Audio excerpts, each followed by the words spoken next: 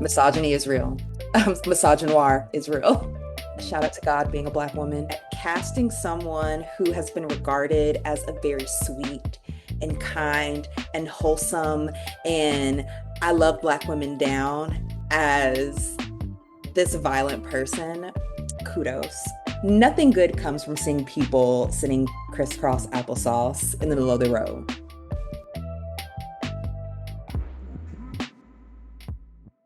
Welcome back to the Black Oregon POV podcast. I'm your host, Bruce Poinsett, and this is the show where myself and a guest ask the big questions and explore big ideas from a Black Oregonian perspective.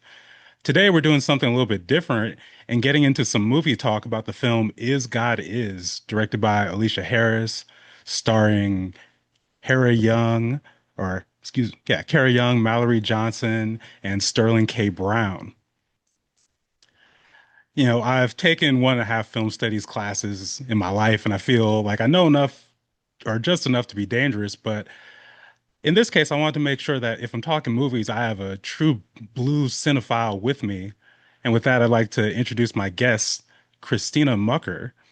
Kristina is an education instructor at Movie Madness. Her background is enriched by her love of psychological thrillers, socially conscious horror, Southern heritage, and Black feminist thought. She hails from West Louisville, Kentucky, and has been in Portland for 7 years. Thank you for joining the show today, Christina. Thank you, Bruce. Of course. Thank you for having me.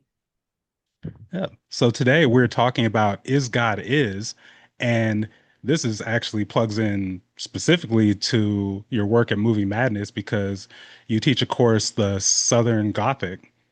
Am I saying that right? Black Southern Gothic. Black Southern Gothic. Too many notes, too many tabs open.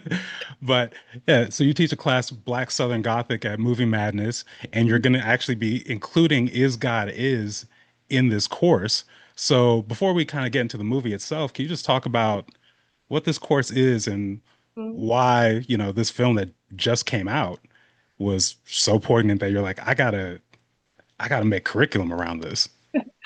Yeah. So for those who are familiar with Southern Gothic or not, or might not know what Black Southern Gothic is, it's a literary and cinematic genre, and it blends traditional Southern Gothic with the experiences of Black people, typically from the American South. Um, and I think that given my experience as a Black woman and my love of seeing Black women both behind and in front of the camera, I wanted to give a space where Black women and femmes in particular are shown playing a really crucial role to the genre and the subjects of the genre, which are, elements of magic and mysticism and race and gender and sexuality and ancestry and decay and all of these things that add to our multifaceted experience as Black folks, as Black women and womanhood. And I've always been particularly interested in nuanced portrayals of ourselves and our communities. And I love when it's shown through the Black lens, when we're able to write our own stories and talk about our own experiences. And so I think with Is God Is, it definitely ties into that. In my original, or I guess 101 Black Southern Gothic, we look at the color purple, Eve's Bayou, Beloved, which was originally a story by Toni Morrison, which is also a Black horror, which I love horror, and Daughters of the Dust. And so I was really excited to just see Is God Is before I knew anything about it. I didn't watch any trailers or any of that stuff, so, just so I could go in with fresh eyes. And when I was in the theater watching it, I just was overcome with like how much this is involved in what I talk about and what I teach about in this class. And was just, yeah, really excited to be able to add this to my Black Southern Gothic course part two, which will be coming out eventually. And for people who be interested in signing up for this course, is it open to everyone? How do How do people sign up? It is open to everyone. Movie Madness is owned and operated by the Hollywood Theater, which I just want to give a plug in that the Hollywood Theater is turning 100 this year. And so there's going to have a lot, there are going to be a lot of celebrations and events that are going on around that. But if you just go on Google and you type in Movie Madness, and you'll click on Movie Madness University, then you will see what upcoming class offerings they have. We do single classes or one-off classes. And then we also do multi-week or multi-course classes like Black Southern Gothic. And that's a way that you can sign up. If you are a member, then it's very much like you get the first opportunity to learn about the class offerings.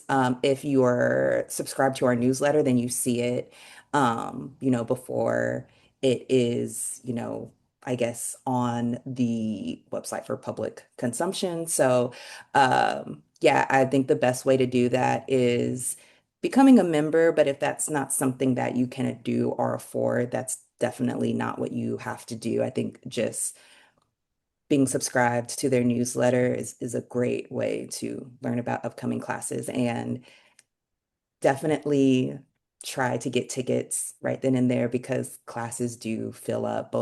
I've taught this course 2 times and it's sold out both times. And so I think that it's good to try to get in as early as possible. But if Beautiful. you are a Black person and you live in Portland and you want to get in, hit me up because I these classes are meant to center and be offerings to us. And so I always want to do as much as I can to make sure that we are in those spaces. I love that. And yeah, you heard it here. Make sure to sign up for the Movie Madness newsletter, become a member if you can. And with that, let's get into the film. First, little non-spoiler, big picture talk. So, the plot for those who haven't seen, not sure if you're why we're watching this if you haven't seen it yet, but I appreciate your Go eyeballs. see it. Go see it. So, Is God is a revenge story about sisters Anaya and Racine who are burn victims. Racine just has a little bit on her arm, so it can be covered. Anaya's her face and everything, so it's obviously much more visible. And they reconnect with their estranged mother, who goes by God, who's played by Vivica Fox, who basically challenges them to go and get revenge by killing the man who burned both God and the children, who's just known as the man in the film, Sterling K. Brown. So through it, they go on this adventure to find and kill him. They connect with other families that he has crossed paths with. We can get a little deeper into that as we talk about the film. But yeah, I'm curious for you, like, just what were your initial thoughts and like your just kind of initial takeaways with this? I think it's kind of inescapable to talk about this film right now as we're kind of like in the midst of like an epidemic of black femicide. So the question that comes to mind for me is like, what does a movie like Is God Is mean during an epidemic of black femicide in America and around the world, but specifically in the United States? Yeah, I think that's the first thing I thought about going into this. Like I mentioned before, I try to abstain from watching trailers just so that I don't go in with bias. And so like quickly realizing what this movie was going to be about, given all of the Black femicides that have been reported this year, because let's be clear, it's been an ongoing issue for much longer than 2026. I think that it was really emotional and also very powerful and poignant, and timely. And I would also say I think I had some hesitancy too about how the story would be told. I know that this was a play before it became a movie, so the story was already there, that had already been told. It was just formatted differently for film. But I think that not knowing any of that, any of the background story and the inspiration behind it, I I think when I was in the theater watching it, I just felt a sense of connection and understanding, but also anxiety about where the story would go and how the Black women in this film would be treated or portrayed. Would we be shown in nuanced ways or and I stay on Tyler Perry's neck, so I'm sorry, but not sorry, but or would we be portrayed like, how we were in For Colored Girls, Like I think I'm not the only one who has that experience when you're watching a work of art that you feel connected to, but has historically been done maybe in not the best ways, or it doesn't paint the full picture. And so I was pleasantly surprised, I think, to experience what I experienced and see what I saw. Mm. Yeah, I think for me it was very much on a more broad level. Just, I appreciate like a simple but poignant story, like revenge in itself. Again, very simple Mhm. narrative, but then also just like some of the storytelling techniques really stood out to me. So with the sisters, for example, there's a lot of it's like nonverbal communication and just like the way they would, they'd have like subtitles and stuff, but it's just looking at each other and knowing exactly what the other's thinking, having whole conversations just through looks that, I'm an only child, so that also just adds that lens to that experience for me. But then also like there's definitely moments of, extreme violence, but so much of this film, like uh I guess we're still in like non-spoiler territory, so I'll just say that Yeah.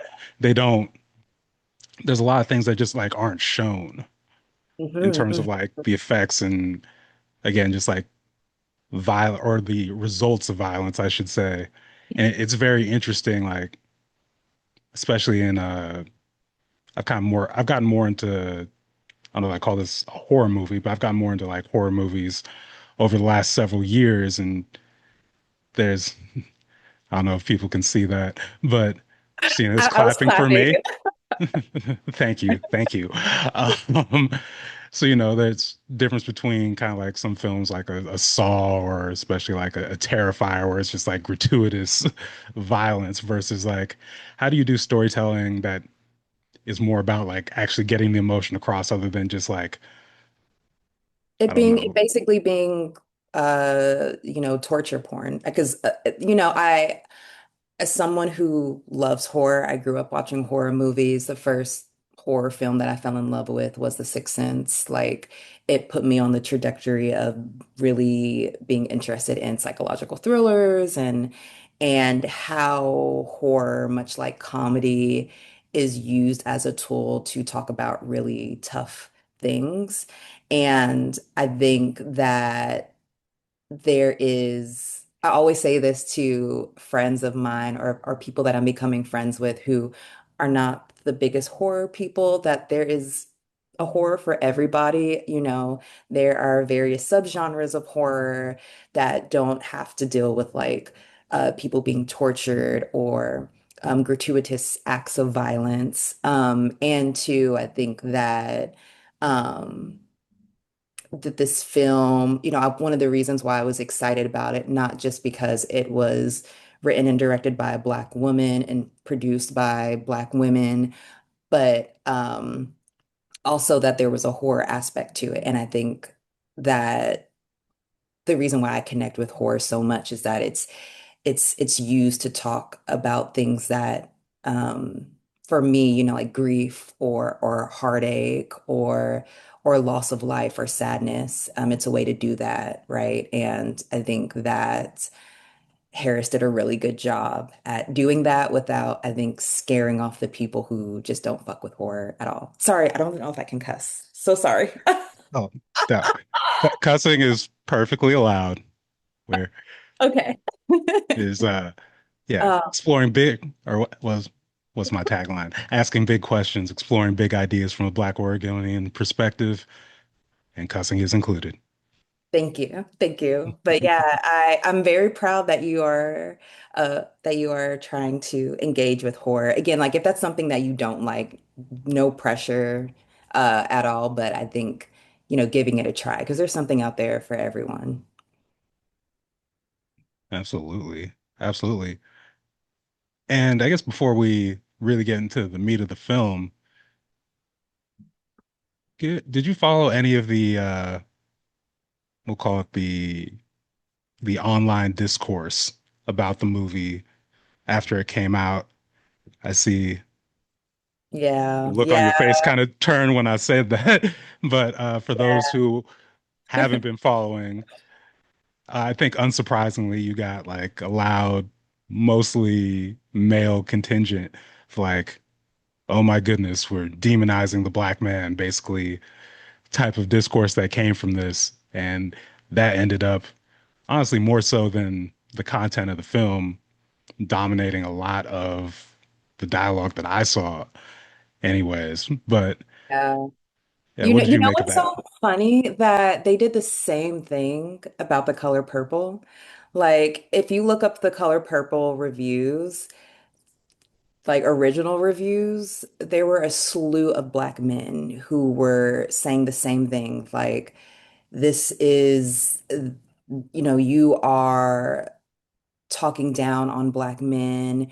You are stereotyping us. This just feeds into uh, people's perceptions of black men and even I think about what kind of conversations were had during like social movements like the Black Empowerment movement, Black Panthers, civil rights movements, it's like conversations that are being asked to be either not acknowledged or made to be not as serious as they are for the sake of a movement, for a people, or for art, and I think sometimes not to like get on my high horse or take away from the other things that we need to talk about, but I think we do ourselves a disservice when we don't talk about the nuances that exist. Like, yes, Black men are feared. Black men do have it hard in this country. Black men um, have had to contend with a lot. And two, Black men have been violent and they have inflicted the same type of harm that has been inflicted on them. And there's this like quote that I'm gonna butcher, but it's like, things only persist when they stay in silence or when they stay in the shadows. And I think that, yes, it is hard to hear something that you don't like to hear. No one likes to be told about themselves in a way that might feel extreme or hard to hear. And two, I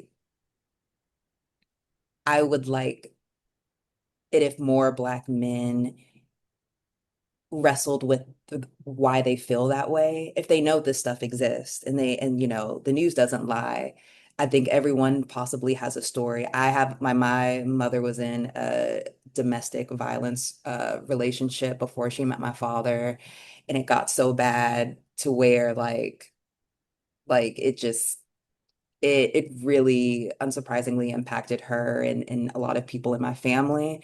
And I think it's almost gaslighty if we try to shy away from it, or if we don't talk about the realities of the harm and the violence that we experience at the hands of Black men who we do love. As much as I love to talk shit, I do love Black men, but I love y'all in a way where I have to be honest with you all and be honest about the pain that I've experienced and the pain that I see other people who look like me experience. And also that you all experience. Like Black men have also received pain and violence and suffering at the hands of other Black men. And so I think that that's a space that it saddens me that after how many years of The Color Purple, that we're almost having the same types of conversations and discourse, um, especially given how visible Black femicide and Black female abuse is prevalent. Misogyny is real. Misogynoir is real. Yeah, on a big picture level, it definitely makes me first and foremost just think about you can't not repeat, you know, the harms of the past if you don't examine them. And you talked about like the social movements, and think about like the Black Panthers and so many things that like happened in there that were kind of like swept under the rug. But then it becomes conversations later. It becomes basically the fundamental at the heart of a lot of you hear people ask like, well, why can't we do it like they did back in the day? Well, probably because some of the harm within the movement created irreparable damage. Or they say like how could this have happened? Given people's given people's praxis, like how can you say that you love Black folks, but then go at home and hit your woman, or tell women to stay in their place. Like it's there's like this paradox that is evident that I think doesn't get talked about enough, and it's like those things persist, like to your point, like you don't learn from your past unless those things are able to be visible and spoken about. And it's again, it's very uncomfortable, but when have we ever been able to really make big changes without, having some level of discomfort? There's something that is either experienced or lost in change. And I think instead of trying to shy away from that, I think we should try to embrace it. Mm, yeah, no, definitely. And I think the other piece, like you talk about, like these are, it does hurt, to think about. And I think even just from a personal level, like when you see these conversations, and it makes me just like replay things and things in the past where I'm like, was this a moment where I caused real harm? Was this a moment where I did these things? Is how am I perpetuating these things?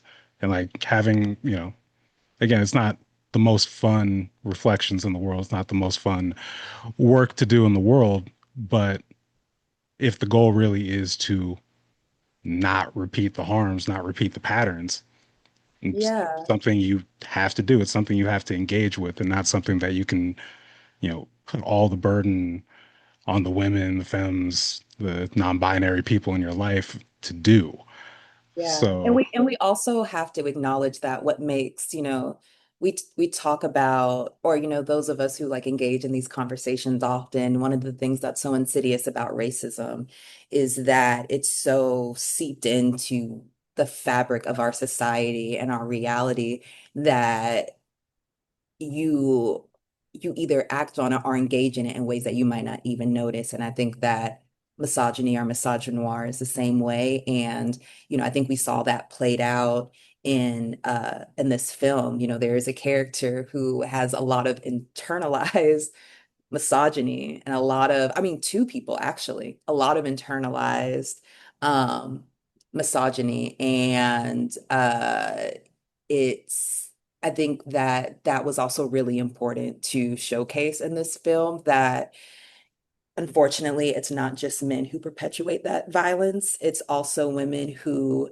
stay silent or decide to support Black men by any means necessary without acknowledging the pain and the harm that's been done to women that look like them. It's almost like it operates as a, well, if I'm not experiencing it, then why should I have to say anything about it? Why should I have to be exiled or punished or, God forbid, be without a man or a certain type of man just because you want me to be vocal or talk about or not engage with toxic masculinity. But again, all of us opt into it. I've opted into it in the past. I've opted into all of these isms and things that I never thought I would. But again, that's what makes it so insidious is that it's so deeply, it's not just like, it doesn't just become this like reflection of who a person is on an individual level. It's a systemic issue, right? Like it impacts all of us in some way, shape, or form. Right. And the least we can do, I think, is kind of understanding as opposed to just kind of like a black and white, you know, framework of this is actually like understanding why do we make the decisions we make, Mhm. understanding what the effects of those decisions are. And just, it doesn't, it's not a magical fix for everything, but it does inform us just moving through the world more thoughtfully. So with that, um, yeah, without further ado, let's get into some spoilers. Just how many? I'm going to go through the plot a little bit, but I've only seen the film once. Unfortunately, it was not in theaters in Portland that long. But how many times have you seen it out of curiosity? I've seen it twice. Okay, so But I yeah. also I also when you hit me up, I was like, okay, let me, if I can see these other films that are really popular right now twice, I can see Is God Is twice. And I'm glad that I did because to your point, it wasn't in theaters for that long. I think it might be streaming now, possibly on Amazon, but I'm not 100% sure. But I'm glad that I got the opportunity to see it in theaters at least once. Yeah, yeah. So if I remember correctly, it starts off with little Anaya and Racine, and the boy calls Anaya ugly, and then Racine takes a bat off screen and beats the shit out of him. You just hear all the screams and the cries and I'm not laughing because kids it's like running. it's it's not funny, but it's like, yeah, yeah, you're not about to fuck with my sister, and as no one should. So, Chris, what'd you make of those two characters, Anaya and Racine? Yeah. Anaya is kind of like more of the softer, Quieter. quieter one. Racine takes no shit. No, no shit at all. I think that it's a great introduction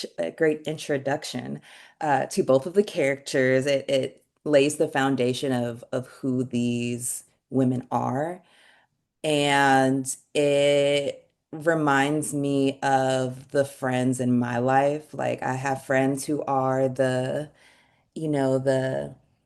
um like the spiritual, let's get together, let's meditate, let's align our chakras, let's give space to our feelings. And then I also have friends that are like, knuck if you buck. Like I will come with a baseball bat, whatever it needs to be done to, you're not gonna mess with someone that I love. And so it felt like a good introduction to these characters, but also there's a familiarity with them as well. And uh I liked seeing that. I wish that I was more like Racine as a child. Maybe not almost killing someone, but it was nice to see this little black girl not only stick up for her sister, but for herself as well. Well, that was one of the conversation points on a lot of like the reviews, the discussions about the movie was just like specifically the depiction of rage and the depiction of Mhm. rage from black women and like just giving space for that, really. And Mhm. kind of to that point, I feel like we go from there to Anaya and Racine and sort of like present day. And again, if I'm skipping over big points, please stop me. But Okay. I think they're um or Anaya just talking about like seeing a guy and immediately also just talking about how basically like they will only do it from the back so he doesn't have to see her face, which is a Mm. sad, again, uh, That this is the type it's, of love that you feel like is only allowed for yourself. And obviously, like this is in the context of her being a burn victim mm, or burn survivor. But I think it also speaks to, in some ways, Black women are taught to feel about ourselves that like, you know, it's in a, well, at least it could be someone who really isn't the best person for you, but it's like, well, at least they don't hit me. At least, they don't cuss me out. At least, they have sex with me every once in a while. And it's just like the bar is in hell. mm, And so it like it made me feel sad, but also again like, and I think I'm gonna keep saying this throughout our conversation, but I think reflective of not everyone's experience, but I think some experiences that I think a lot of Black women in any, I think, like marginalized identity too. But obviously, this is speaking to Black women feel in their romantic relationships. yeah. And kind of from there, they get the letter from God, the mother, who they've again haven't seen. Was it like I in think they were years? like in foster, yeah, they were in foster Yeah. care, throughout the years. We did get to see them um interact as adults. I think we there was a good juxtaposition of at least I feel like Racine and Anaya taking or Racine like sticking up for her sister as a child, but then we also see it in the office setting because I think they're janitors at an office building or something like that. And yeah, so we get to see that and then the conversations that they're having with one another in the apartment in the letter that they end up receiving, which the letter is only made out to Racine, not Mm. Anaya. So it's why it's important to see the film twice. So like I said, Also, I have I'd the forgotten worst about the memory. opposite. So Bruce, I've like I said, I did it for me, but I also did it for you because I didn't want to be up on here being like, I don't remember. I can't. Hey, you are the instructor, so I I appreciate it. So they do go to they finally go to see God, who has, a bunch of attendants, is, very much still very badly burned, even to the point where as Vivica Fox is kind of telling the story of what happened with the man, aka, Sterling K. Brown. And at the point she shows Nyan Racine her legs, but you don't show it to the camera. Mm, It's just we're mm, left to our imaginations to know like how badly it was. yeah. But yeah, so she tells the story of him coming home one night. Uh, was it even, I forgot if this was when he, told the story himself or if she had said that, he wanted to, he was coming, he was like, he wanted intimacy. She was Well, she not was she getting was it. telling the story, and I believe the two girls were at the kitchen table Mm, eating. I don't know what time of the, I think it was at night, and she yeah. hears something, and that's when we realize that he's in the house. I don't think we know like the context of what's going on, but I quickly realized like, oh, like this man's not supposed to be here. Hmm. And not only is he not supposed to be here, he's talking in a way where I've also been in a abusive relationship and uh the way that he spoke where it's just like from the outside looking in it sounds loving but it really isn't. It's like this kindness that's wrapped in this like anger or um just not being completely right and you could see how she was trying to talk to him to get him to stay nice and kind and not freak out. Like the her word choices, I think, were really intentional. But obviously with people who are abusive, it doesn't matter how kind or nice you talk to them, it ends up being abusive, and then we see him being abusive because he gets upset that she doesn't want to love him or physically interact with him in the ways that he wants her to interact with him. Yeah. And, he responds by setting her on fire. Mhm. And according to the story, God says that he, yeah, pushed the kids in as well. And that was, she also like even when she talks about him to that point of Well, she she says that, like, I think we don't see it shown. We don't see it shown of her. That's the thing too I wanted to say. Like I don't know if this is an intentional choice, but them choosing not to show the violence of them being burned, I feel like was really, I mean, like I even think about The Color Purple. I love The Color Purple, but there's a lot of violence against Black women in that film. And I think that there's a way to be able to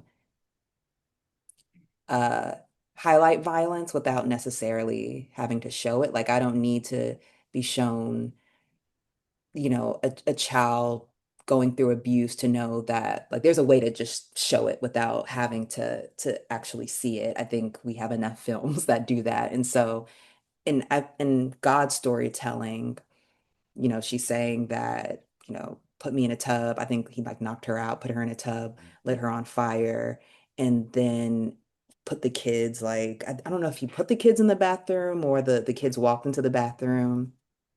And we really learn the true story of like what happened, but he frames it as like she grabbed you and wouldn't let go, and that's the reason why you're burned.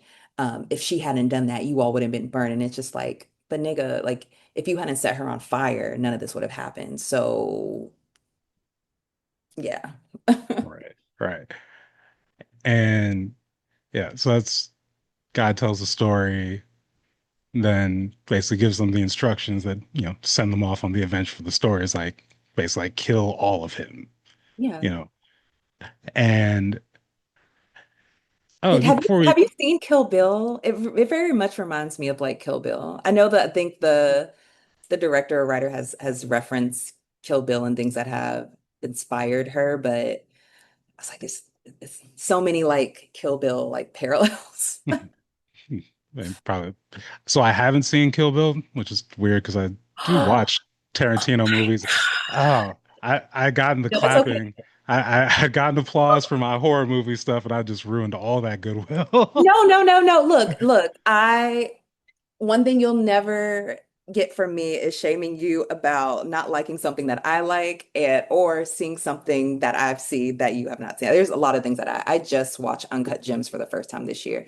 Will I ever watch that again? No, but everyone was surprised that I had never seen that film before. But yeah, it's really good. I Quentin Tarantino is my problematic fave. So a lot of critiques against him, and he's produced some of my like top favorite films of all time. So and Kill Bill is definitely a great revenge story, but I also think about something that I didn't hear really in her interviews, which it's okay. Like again, it's her experience. She's bringing her experience to this story. But Kill Bill isn't the only female revenge story that exists out there. Yes, it's probably the most well known, but I think about all of the blaxploitation films that exist where Black women are getting their revenge, like in Foxy Brown or in Sugar Hill. Shout out to Pam Grier. We love her. I don't know if she Tarantino why have she her why like in why so she many would watch films. yeah why she would watch this, but any if she was to watch this, I love you, Pam. She actually came to Portland a few years ago, and I got to see her, just as gorgeous and stunning. Um, as she ever has been. But I think about the blaxploitation films that I saw growing up and that I've seen more recently, because those are also classes that I've taught at Movie Madness. And I'm like, we've also had our own revenge stories as well being told. So yes, kudos to Kill Bill, but I also like to think kudos to all of the Black femmes and blaxploitation films who also got to get their revenge. Yeah, and I'll just again, Pam Grier, if you're watching, we love you. We Please come love to you, Portland more. please. Yeah, yeah, no, just shout out to Pam Grier. We'll keep this moving. Shout out to Pam Grier. Yes. No, I know. uh, but yeah, as far as just the portrayal of God, I don't know, what did you make of Vivica Fox's performance? Vivica Fox is just, I think about like Angela Bassett in terms of Black women who we don't I don't think give enough credit or don't. I mean, we give them credit, right? We give them their flowers. But when I think about best actresses of all time, Vivica A. Fox is in there. Like she was also in Kill Bill as well, too. And something that either, I don't know if someone who was involved with the film or not, but, and this is not a spoiler to you because you will be watching Kill Bill eventually. But one of the things that I got really excited about is that even though we see her in this type of position, and are playing this type of character, there is a beauty um in the short amount of time that we get to spend with her. Vivica has a really great on-screen presence, like you just feel it. And when the twins enter into her home and we just see her lying in bed with these Black women who are beside her doing her knotless box braids. Like it was just such a beautiful scene. And again, sad because of the position that she was in, but also too, I saw beauty, I saw community.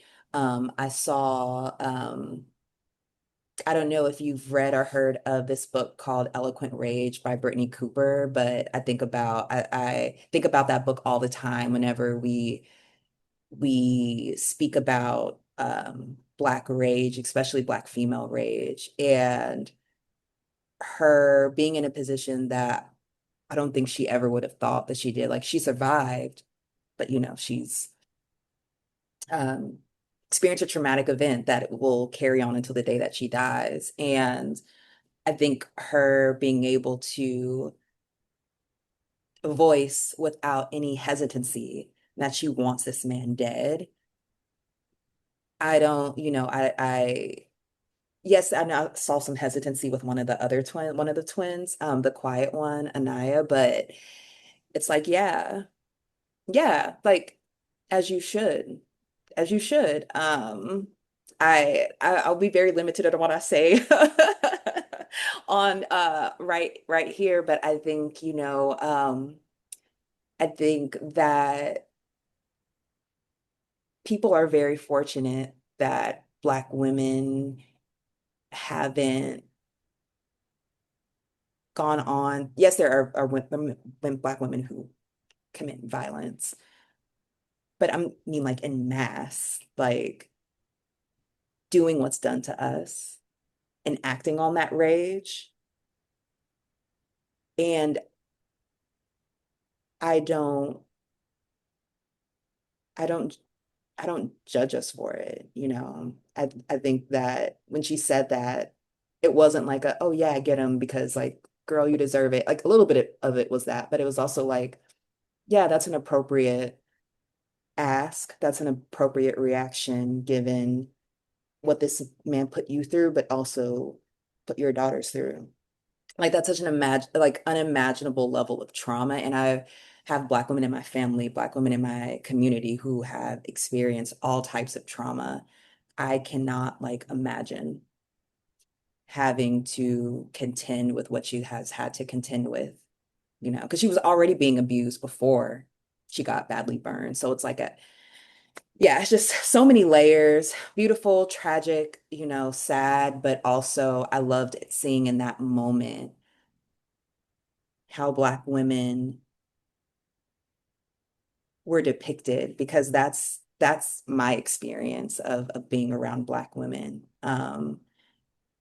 I have more so experienced that what was represented in that part of the film than anything else, where it's like a coming together and a healing and a taking care and affirming and a love and care and gentleness that might not always come off as gentle, but it's a care nonetheless. And so yeah, it was I that was one of my favorite parts of the film.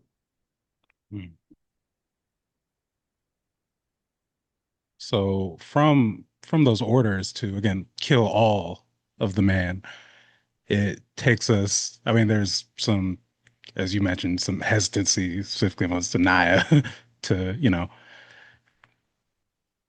go on a murder mission. But the first place it takes them is to this little evangelical church Oh. run by uh, Divine, who's played by Erica Alexander's, scene stealer extraordinaire. Another goat. Yes, no, truly. But also, yeah, so that's who the man left God and Anaya Racine to be with next, and they find out that Divine and the man had a kid, Ezekiel, who, how would I put it for film? Just what's a good way to describe Ezekiel? In a politically sound way or Yeah, because let's go with the politically sound one. I'm totally not just offering you up here. you know how like there's like this saying like you ain't shit just like your daddy. I think that applies to him. Yeah. Okay, well, Just we'll very, go with that very, one. we'll say that's the more gentler version, I think. But yeah, so you have Eric Alexander again. Is just like the charismatic, over the top, pastor, preacher. Her son Ezekiel, and they even have like a shrine with just like, what was it, like a deodorant, like a belt, basically just all the shit a guy would leave overnight and then not come back. And yeah, that's when, of course, like the Anaya and Racine find out, oh wait, he had not just like, he didn't just run off with another woman, he had another family, left them too. And then as they're going off to find yet another family, Ezekiel tries to come and take them out. And like, was it just it's like, was it like as a biker chases Hmm. them to like some abandoned house? Again, only saw the movie one time, so No, some things you're may be doing blocking off. great. You're doing great. But yeah, what were your thoughts in just watching yeah, just like that church scene? Yeah, you had a Oh, reaction when I described the shrine. no, because it's like I grew up in the Baptist church. My mother still goes to the same church that we attended, which is the church that her mother attended. And if you know anything about the Black church, but specifically the Black Baptist church, there are just things that like when people were catching the Holy Ghost, like that felt familiar. The like I think there was like some laying of hands that happened.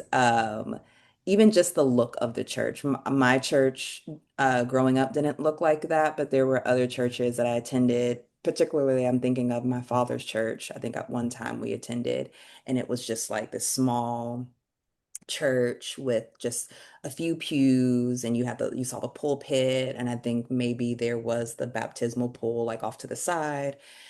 And so it felt familiar in that regard. And I think it also felt familiar in terms of what church ladies, how they behave, um, and what they've also in their own ways have contended with, or just they try to contort in a way that they deem is close to what God says in the Bible or what they believe God says in the Bible. And so, again, shout out to Erica Alexander, one of the funniest Black women that has ever graced our screens. I think she did a great job of making this character funny, like providing a level of comedy or humor after we just saw what we saw prior in God's Home, which is so it's like God's home, but then also we see like a different version of God's home. Mm. Shout out to God being a Black woman. Um, but I think the way that she engaged with the twins, how she engaged with her son. Michelle Obama said something during their first presidency or their first term, that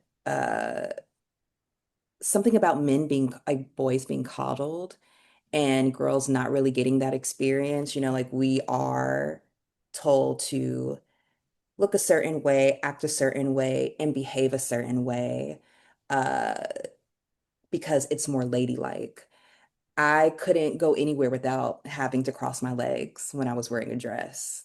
And I just thought that that was so wild because the boys that are around me could just sit in any type of way. Or, I wanted to climb trees and be outside. And if I got a cut on my leg, I remember my mother very much saying, like, when you get older and become a woman, you're gonna regret having, scars on your body. And it's, I love my mama, shout out to my mama. Nothing against her. But it's things that she's been taught because it was taught to her mother and it was taught to her mother and so on and so forth. Versus boys who, yes, you have the pressure of being a man and not being able to engage in things that we get to engage in, like Barbie dolls and being like, feminine without having to say anything about like who you like or who you want to be with on a romantic or sexual level.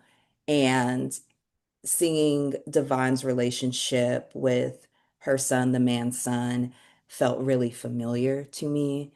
How she engaged with the girls once she couldn't gaslight them, which I've had a lot of gaslighty experiences being in the church, versus how she talked to her son was just very relatable. I don't know how you feel about that, about, just that mom and son relationship, or just the coddling thing, or yeah, or how he was represented in that scene. But I think I would love to know your viewpoint on it too, because that's how I looked at it. Well, yeah, that dichotomy is definitely very evident versus like literally it's like this coddled son versus burn victims, like just on a very surface level. But also I think it's just interesting, like when you talk about just like knowing, church ladies just growing up in that space. And, I grew up in a UCC in Portland, so a little bit Mm, different, but my family's also from South Carolina, much more conservative religious background, and I have enough overlap in some of those spaces as well. But I think thing that just was jumped out is like you have this shrine where the man who, has left this family after setting them on fire is basically Jesus in this church to them. Like literally they're talking about the second coming of when he comes back. And even though Eric Alexander, or say, even though Divine runs the church, patriarchy still very much runs the church. And in the as it, form, as it does in real life, yeah. how many things do we excuse because of the Father, the Son, and the Holy Ghost? Like, Mhm. And it is interesting with again someone who grew up in the church but is very much agnostic today. And I during our like what was it, children's church or youth group? What did we Did you go call to it? Sunday? It was a Sunday. Did you go to Sunday school. Sunday That's school? what it was. Yes. So I was more concerned, like there was a convenience store across the street from Ainsworth. So my whole thing during Sunday school was just let me like goad the teacher into letting us go to the candy store across the street. I didn't pick up That much is on the such a Bible stuff. non-unique experience. That's so, nothing is unique because Mm. yes, that is a very relatable experience.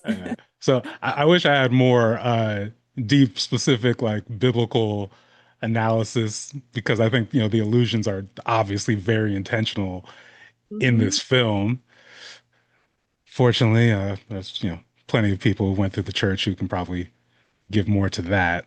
Um, And then there's a lot of religious, obviously, like religious symbolisms, but I think about how, in Divine's eyes, like the man, the monster, he's God to her. And like, what do you do when you are almost in a, she's like in a religious psychosis. Or just someone that is super religious, you're depending on what religion you have, you wait for the day for, you know, God to return. You praise certain items like the Bible, the cross, there's like communion, things like that to honor Jesus Christ.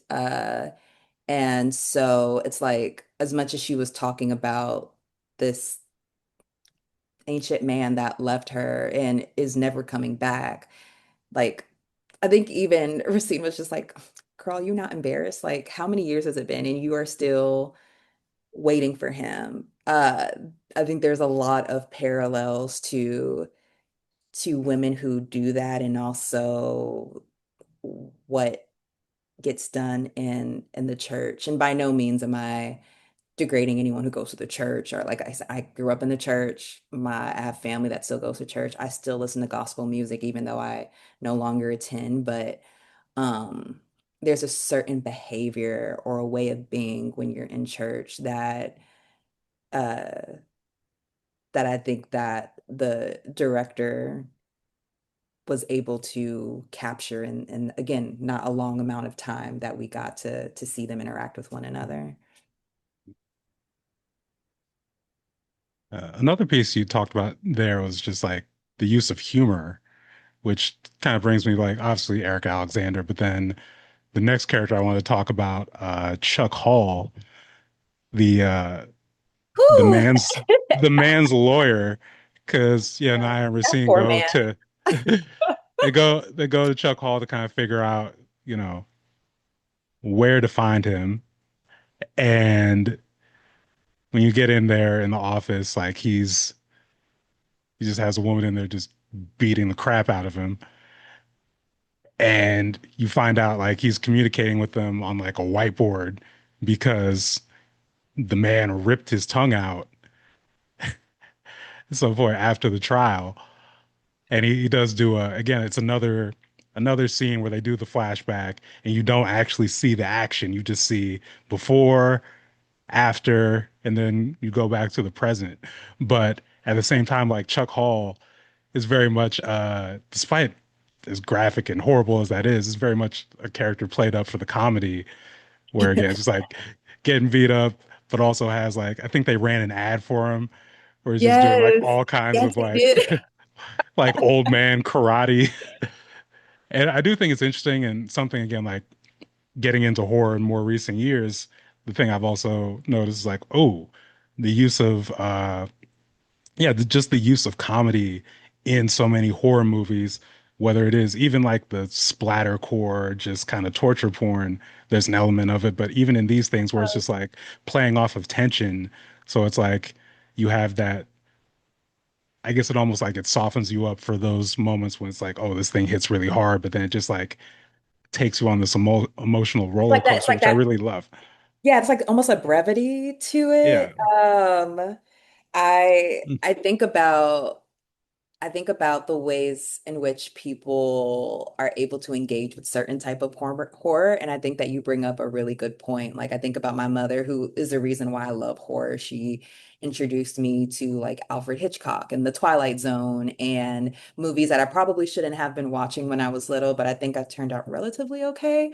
But she loves Art the Clown. Like this older Black woman who still to this day goes to church and watches horror movies, like she thinks he is so funny. And there's so much gore and brutality in the Terrifier movies, but I think one of the reasons that she's able to enjoy it is that there's a comedy to it, or there's a comedic there are comedic moments in it, unlike Saw, which for all intents and purposes is like a horror soap opera in a sense, or it's there's a story underneath all of the torture and the gore, but sometimes you don't really get to see it because you see all these people getting tortured versus the Terrifier, Art the Clown is just funny in a very dark and twisted and maniacal way. Oh yeah. I mean, as someone who has an Art the Clown t-shirt, I've only seen Terrifier 2, but Ooh, oh you my know, goodness. Yeah, I think that they really upped the ante with Terrifier 2. yeah.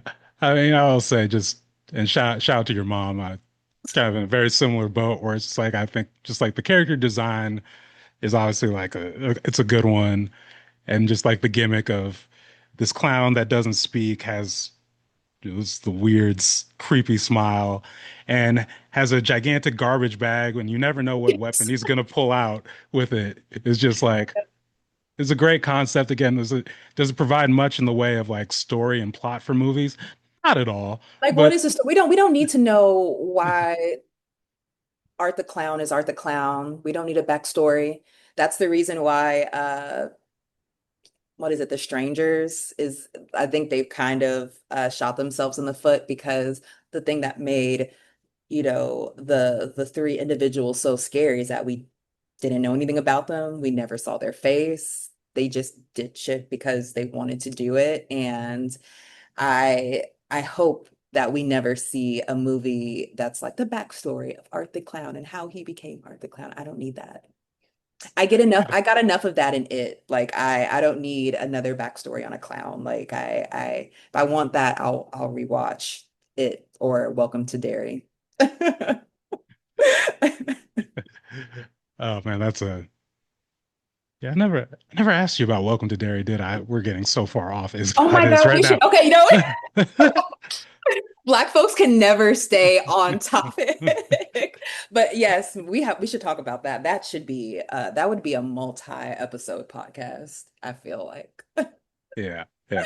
Okay, okay. I'm gonna reel it back in, reel it back in. So we're at Chuck Hall. Uh, Very funny with his whiteboard. I think I remember laughing so hard when we were in the theater and like he was like writing for a long time. And I'm like, what in the hell is he doing? And then when he flips it over and Racine starts reading it, I was beside myself. Like such a good use of physical comedy.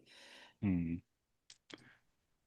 And so Chuck Hall eventually, after again, like funny scene, but then leads them to the man's current family, which is Angie, who was played by Janelle Monáe, and Ooh, then Riley and Scotch, his two boys, who I think they're also twins, kind of like Anaya and Racine, right? And I think they are for what is it when the twins don't look alike? I guess Racine and Anaya don't exactly look alike. I don't know if it's fraternal or I know it's not it, identical, but I'm assuming it's fraternal twins. Okay. it yeah, don't quote me on that. I should things I should have looked up before They are doing not this. identical twins. Exactly. But it's kind of similar, like again, one is much taller than the other twins, and whatever the word is for that, maybe fraternal twins. Yeah. So they're basically like they have this yeah, this big like compound almost house in, big plot of land out in the middle of nowhere. They gotta take this bus, and then I was just like, this big space is just making me thinking of, some of the people, some of the very wealthy people I grew up around when I it's like, Ooh, I okay, I bet. grew up comfortable, but then it's like seeing, yeah, I grew up in Lake Oswego. I grew up pretty well, pretty comfortable, and I have to worry about a thing. But then you see there's just like levels to this, and it just No, there reminded are me really of levels to that. it. I remember seeing someone's, it wasn't like a cribs thing, but they opened their door and it, like you could tell it was like a heavy, very, very tall door, and this person was tall. And it's just like people have doors that are like that tall just to get in and out of their home.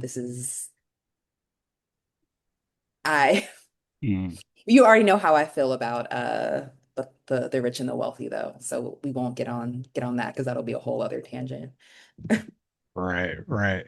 So yeah, with this, again, it's like the wealthy, well-off family in a lot of ways. I guess my interpretation, anyways, as far as like the man is like, oh, this is the it's like the retirement plan of this. Where it's like I've, got the big house, got and Angie, but Got new whatever, kids. Janelle Monáe.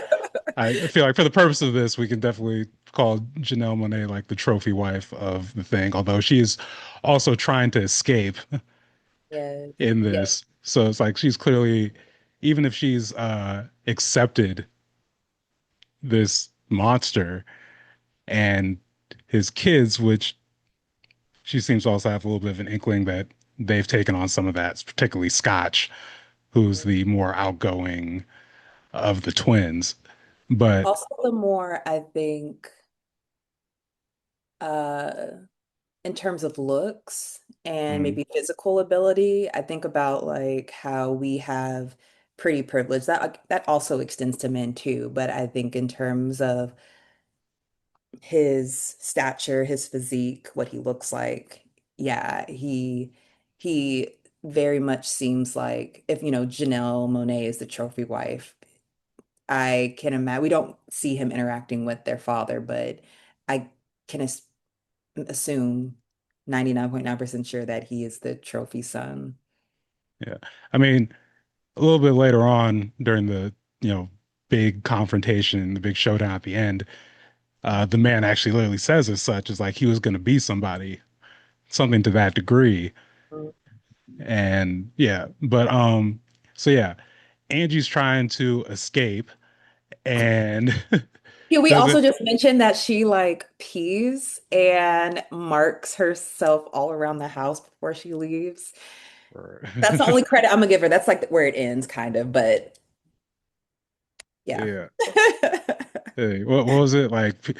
Peas in like the squirt or like the This was like it like spray bottle for the his spray glasses? bottle. Oh. Yeah. But yeah, so Naya and Racine catch her on the literally as she is like driving away to never come back. And at first it seems like maybe there's a little bit of hope in there, but I forget all that was said, but that switch turns. Do Well, you remember? it started off with because she, again, also kind of a humorous scene when she leaves Hmm? because her sons are like, Mama, where are you going? And, she's like, I'm just, headed out, da, da, da, da, I'm going about my thing. Please don't stop me. I need to get away from y'all. And we see her drive down a road, and both of the twins are sitting like crisscross applesauce. And nothing good comes from seeing people sitting crisscross applesauce in the middle of the road. Like, I don't know what compelled her to get out of the car. In horror movies, whenever I see that, I'm like, what are you doing? Nothing good ever comes from it. So we see her stop. Well, we see her frustration, and then we see her get out of the car, ask questions. Apologies if you hear a siren. And yeah, we see them not really answer her or engage with her. And so she thinks, well, maybe they want money.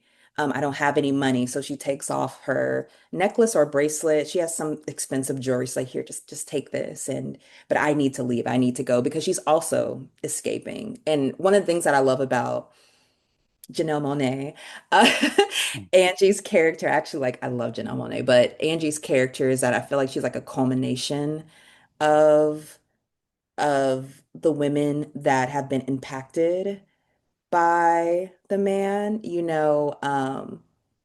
We see her escape. She's trying to get away. And two, she's also as guilty as Divine in terms of what she has either accepted or has uh, believed in terms of what how she views a relationship with a man. I think she tells I think it was Racine or one of the twins. She says something to the effect of, well, she should have left. They're talking about her mother, and it's clear that they've been impacted by this man, and all she can say is that like she should have left. And so many women hear that who go through domestic violence. And it's really sad that still in 2026, when women are abused, when Black women are killed, the response to that is she should have left. And it's like if leaving was the answer, was the thing that would stop the abuse from happening, then we wouldn't have abuse. There's a reason my mother's a social worker. She used to work in a domestic violence shelter. And the most dangerous time when you're in an abusive relationship is not when the abuse is happening, it's when you decide to leave. And we see that with the Black femicide, like that's been highlighted in the news. Like those women left, or those women, did what they needed to do in order to feel safe and be safe, and yet were murdered. And that very much triggers one of the twins. And, we see the scene that was heartbreaking because, again, I love Janelle Monáe, but looking at it just from her character as Angie, you know, it makes sense that, again, uh, violence begets violence. Yeah. Yeah, just to spell that out. Uh, forget exactly what she said, but it's funny just because like, Anaya who's like, the reserved one is like, even in that moment, it's like, ooh, you you messed up. You And messed up, but then then you're not getting it. Like it's yeah. not it's not clocking. It's not clocking. Yeah. It's such a removal. It's almost kind of like how do I explain it? It's like you're almost like dissociating or removing yourself from the violence that also has been inflicted on you. It's very much pick me behavior. Like it's Mm. we don't have to get into that. I said what I said, but it's very much, well, like that didn't happen to me. So, and if she would have done what I'm doing right now, which is leaving, maybe maybe she wouldn't have been burned. Maybe she wouldn't have been abused and tortured. And again, like the writer is not pulling this out of a rabbit hat. It's literally conversations that are happening every single day. Mm. Yeah. And Racine proceeds to beat her to death. Literally. Yeah. So then they go to the house, Scotch and Riley, and they don't, you know, Scotch and Riley, or specifically Scotch, assumes that they are strippers that their dad hired for their birthday, which, you know, speaking of things of like telling you a lot and just like a little piece of dialogue about that familial relationship, but Mm-hmm. then also just in the way that guys think. Yeah, it's Like why are you here? If you're here, it must be for my pleasure and satisfaction. Otherwise, why are you here? mhm. Which yeah, again, patriarchy, misogyny, misogynoir.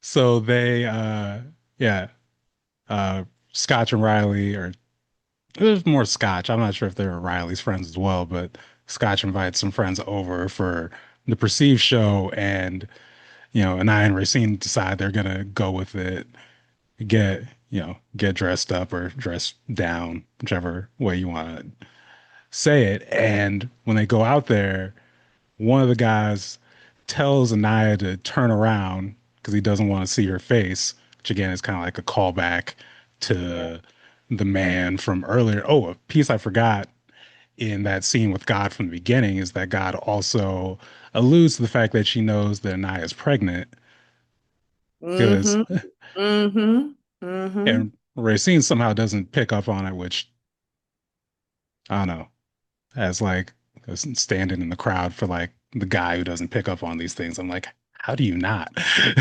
All the Anytime clues I are see here. see something like that in a film, I was just watching a movie where this woman was behaving in a way where I peeped it instantly. Oh, she's pregnant. Mhm. She's pregnant. Yeah. So yeah, Yeah. I I clocked it, and I think it really shaped how I saw how she was interacting with her twin from like then on, because it's like she's not only thinking about herself, she's also thinking about her child. Right. So yeah, with that, you know, uh, was it no, no, it is Racing who takes Mm-hmm. As who she does. just yeah kills Scotch. Um, if it was like they go into like a back room. It's God, like now I'm forgetting. it's she's like I maybe it's like a personal one-on-one Mhm. type dance. And Yeah. then that's when she does what she's gonna do, which Anaya knows kind of how this is going to end. It's either going to end in him being beaten very badly or killed.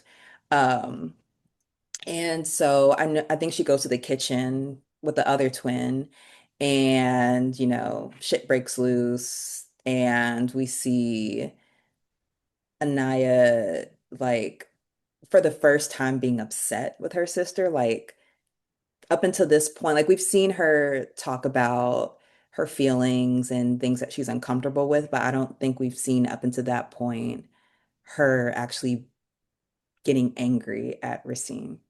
Mhm.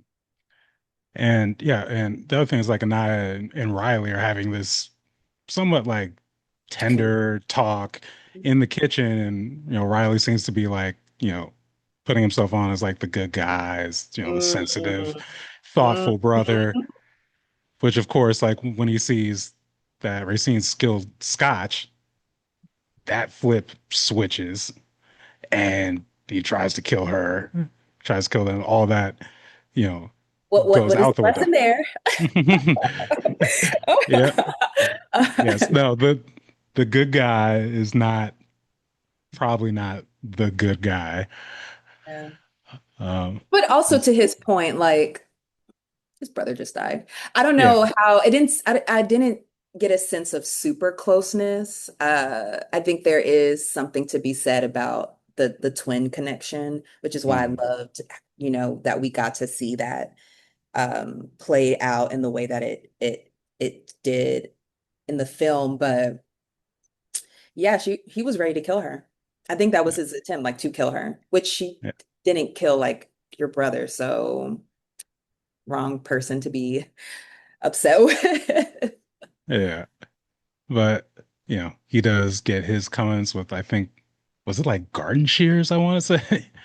I think so, because then he falls into the pool. He either Yeah. gets knocked out, or I'm assuming it was like I think it was stabbed and then, yeah, stabbed and yeah, then either pushed into the pool or fell into the pool. And finally, we get, because I think up until now we've been getting the man in flashbacks, but finally the man comes home and you talk about creepy, like sees the body, like the We see bodies is of his his like, children, yes, and all and we he see is just, his like legs. We don't see yeah, any, we don't see him yet. Oh, no, he's just walking through slowly, makes himself a sandwich. Just talk about, psychotic behavior. yeah, amazing, just pathological behavior, but also amazing writing. Truly. And I think it's Anaya who's like hiding from him in the room, Oh, under the thinking, table. yeah, yeah. And Yeah. then, it's clear that he knows she's there, Hmm? sits down, start eating his sandwich and basically initiates a conversation to where, in part he talks about just in one part he tries to claim that God pulled them into the fire.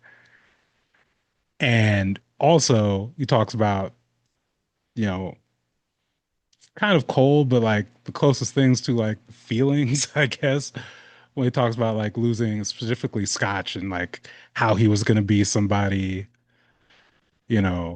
when he talks about why he let God on fire, because he's saying, she wouldn't let me touch her, which again is just like, oh, I'm not getting what I want. So my Hmm. response is violence. um, And to make it where,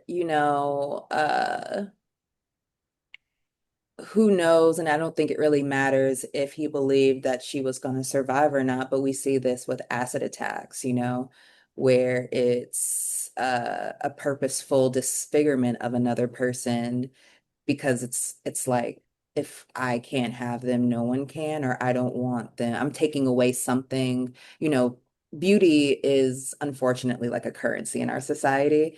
And so it's like, what can I do to really hurt you? Especially as a woman, is to like disfigure you and make you feel like you're unworthy of love and care and humanity. hmm, yeah. And from there we get, the final showdown between the sisters and the man. And They they booked that. fight this.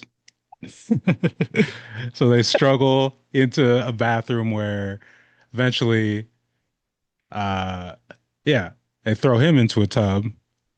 I forgot who started the fire, but you know, he's into a tub of fire.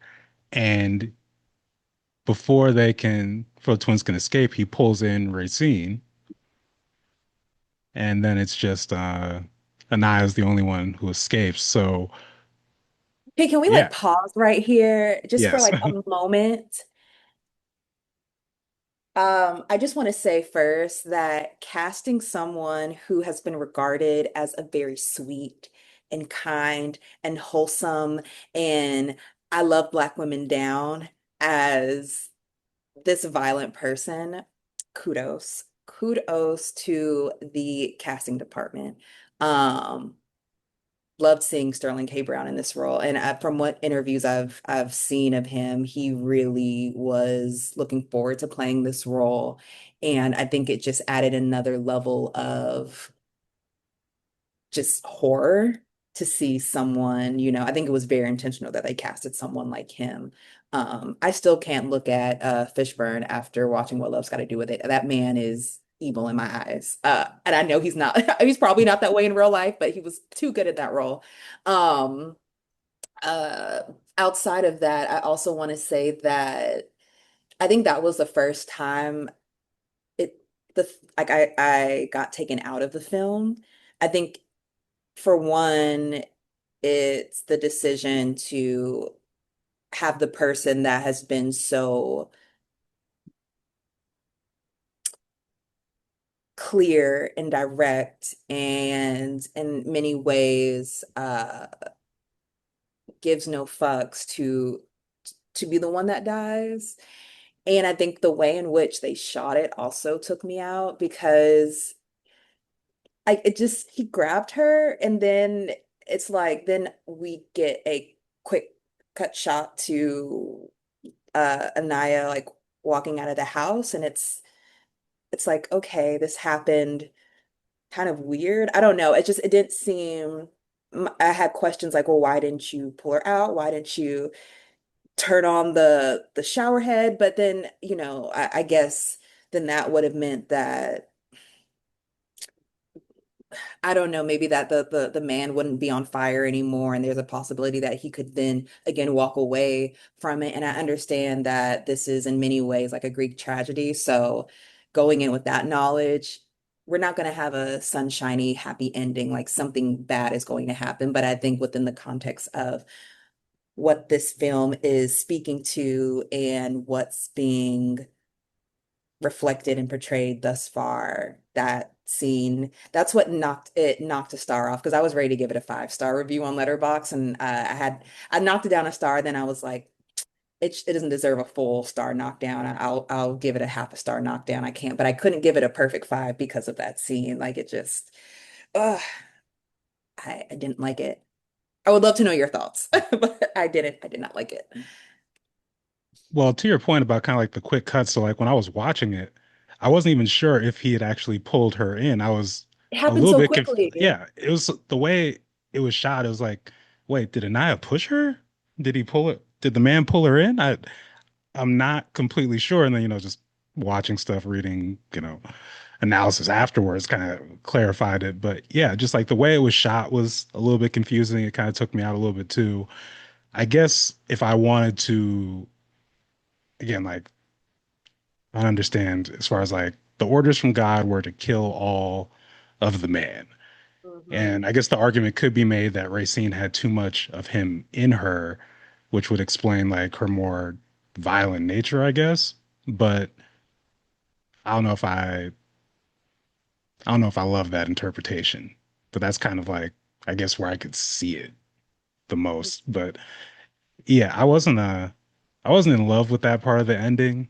But like you said, it's also a Greek tragedy, so there has to be the tragedy, not just of the tragedy that caused the basis of the story, Yeah. but Not the just the tragedy of the yeah, person that has inflicted harm, but like what makes it so tragic is that we yeah, lost someone. And the person that I went to the theater to see it with also said like the same thing, was just like everything within me is telling me like this is not how it should end. And to given the context of it being a Greek tragedy.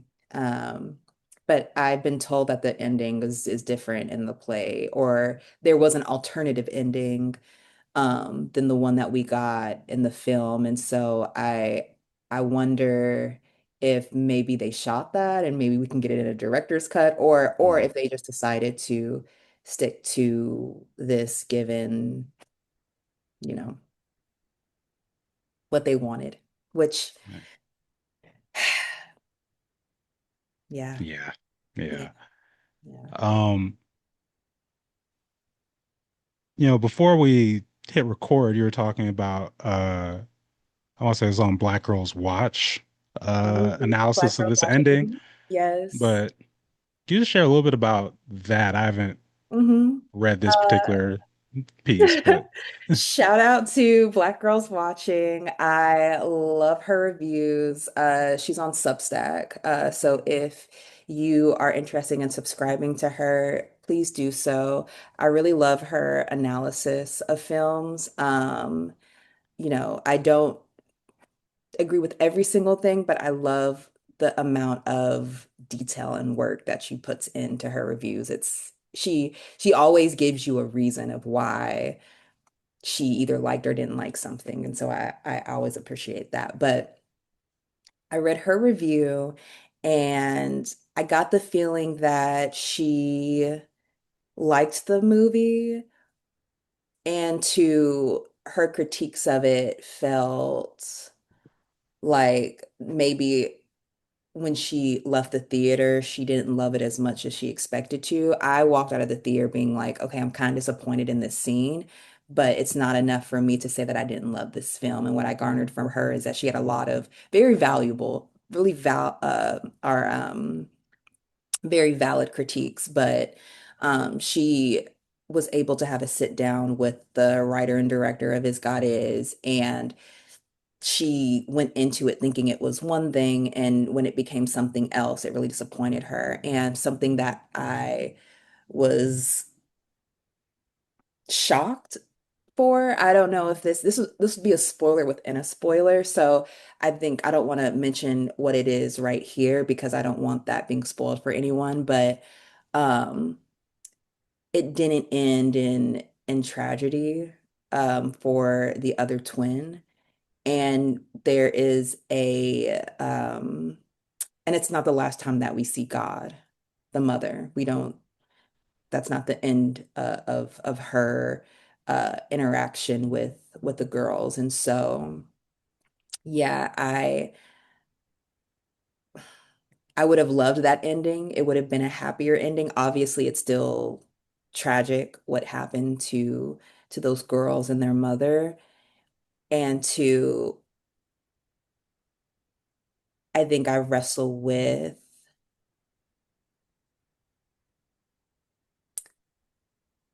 not being able to see a lot of depictions of Black women being able to express their rage without there being some consequences. Like, I love Set It Off. Like, that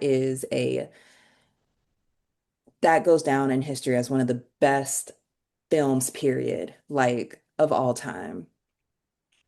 And two, it's tragic in the end. It's tragic just throughout, but it reminds me of Set It Off. It reminds me of all of the queer films that I watch. As a Black queer woman, I seek things that reflect my own identity. And one of my biggest concerns, I taught a Black queer romance course through MMU, and my friends can vouch for me when I say I was fighting for my life, trying to find films that wasn't just steeped in trauma and had a happy ending for both of the people who fell in love with one another. Like, it doesn't really exist. Um, and so I just think about all the ways that we have either directly or indirectly been told that our rage comes with a consequence when it hasn't come at a consequence to the people who have created that rage and the reason why we have that rage and the reason why we are in the place that we're in. And so it's something that I grapple with. And as someone who also identifies as an abolitionist, I know that there are things that we have to constantly disconstruct and accept that we can't continue doing and let go of. And two, I think there's a world in which there's an overlap of being a abolitionist, but also being like, if you do harm, there is a very serious consequence that isn't steeped in the carceral system. And if it's repair that you want, great. But if it's I need this person to pay for what they've done to me, I think that there's also a place in which that exists as well. And I think that it's frustrating that we don't really get to see that being told in films. Mm. That's actually a great segue for the last piece I kind of wanted to talk about with this film.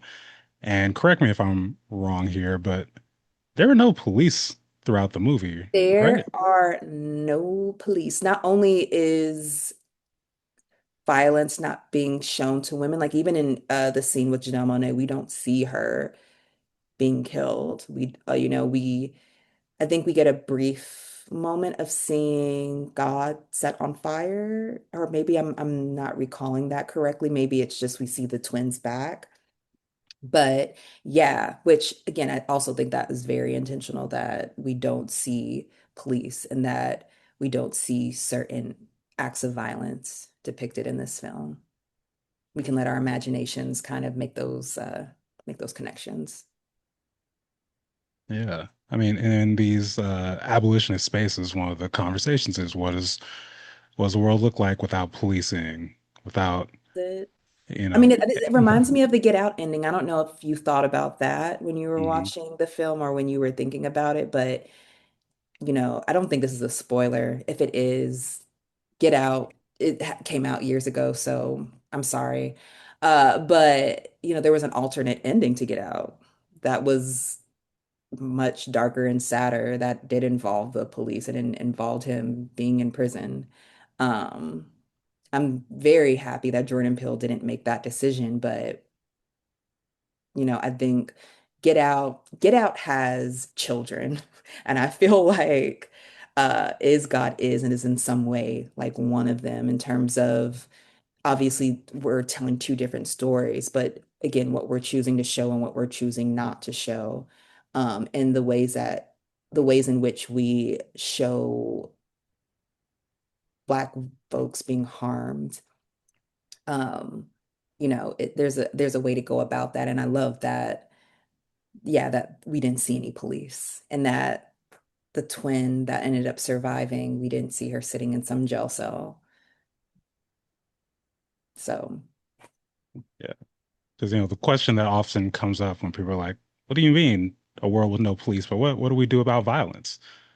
Here you I have mean, a movie where we even for wrestle with that. me as someone, I remember not really recently, but I was thinking about again violence against women, and there was one point in time where I felt like police are not the answer unless someone is being like sexually harmed. Like maybe there are instances where they can, step in, but then you think about the lack of protection and the lack of care and the lack of justice that is involved when police are involved. So they're not really preventing anything. Um, and in so many ways, they make a situation worse, and people aren't really getting justice. Those who are impacted by the crime and those who end up serving their time and go out into the world. Because what we've been told is like you've done the time, now you can reacclimate to society. Um, and we don't see that ever. So I think all these different choices that may or may not have gone over people's heads, but I noticed that too, that there was no sign of police. Yeah. And just fundamentally, I think it's important to, as you kind of just pointed out, police do not prevent crime. They respond Mm, to crime afterwards in the best case scenario. And in most cases, again, often cause a lot more harm afterwards, treat the mhm. situations with no care, but that's a whole other long discussion. You did also mention the children of Get Out, and we're again talking before we hit record Get out, about definitely children. yeah, about a film that's kind of benefited off of that wave being Obsession, which I would love to kind of get your thoughts on. However, I think that's going to be some bonus Patreon exclusive content. So Mm. if you'd like to hear Christina's thoughts on Obsession, you can go to patreon.com/Bruce Poinsett and hear that conversation there. But before we cut off, I'd just like to give you another chance just to one plug your courses at Movie Madness, but then also where can people find you if they'd like to follow you, learn more, you know, maybe see your ratings for other movies on Letterboxd. Well, I just want to say thank you, Bruce. I feel like anytime we get together, which usually is over movies, and we have a conversation, it's always like very fruitful. And I feel like I end up walking away with something. And so thank you for being open to hearing me do one of the many things that I love to do, which is like talk about films, and giving me a platform to do that. And I plugging in Movie Madness once again. You can catch me sometime this fall. Dates are solidified, but they might move a little bit or maybe a day or so from the original day, because I am in grad school and I want to make sure that I'm not biting off more than I can chew. But if you are again subscribed to Movie Madness, the Hollywood Theater, then you get notified of upcoming classes.